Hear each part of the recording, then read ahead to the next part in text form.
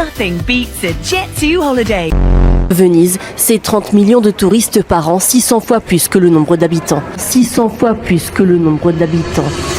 C'est toujours les mêmes destinations, toujours les mêmes spots tendances vus sur les réseaux sociaux. À croire qu'il faut cocher un maximum de capital pour prouver qu'on passe de bonnes vacances, qu'on doit avoir fait des lieux pour être suffisamment cool aux yeux des autres. Mais derrière ces tendances, il y a une réalité beaucoup moins glamour. Surtourisme, pollution, déconnexion culturelle, avec 80% du tourisme mondial qui se concentre sur seulement 10% des lieux. Venise peut atteindre jusqu'à 100 000 touristes par jour pour 50 000 habitants. À Barcelone, à Lisbonne, les loyers explosent à cause des locations saisonnières. Et les locaux sont obligés de quitter leur quartier. En France, certaines villes balnéaires sont inaccessibles à ceux qui sont nés et qui ont grandi sur cette terre. Le tourisme, c'est 8% des émissions mondiales de gaz à effet de serre. Surfréquentation, pollution, perte de biodiversité. Ça fait rêver franchement? Pas vraiment en fait. Heureusement, de plus en plus de gens tournent le dos au tourisme de masse. Et une autre façon de voyager gagne du terrain. Ça s'appelle le slow travel. 57% des Français veulent voyager de manière plus responsable et 44% sont prêts à choisir le train plutôt que l'avion. Des plateformes comme Gringo ou Fairmove te permettent de filtrer tes vacances selon leur impact carbone ou l'ancrage local. Mollo t'aide à privilégier le train partout en Europe. Et sur les réseaux, l'authenticité revient. Vélo, train, rencontres humaines, des vacances plus lentes mais plus riches. Et si cette année, tu laissais les clichés de côté, découvre ta région, voyage sans avion,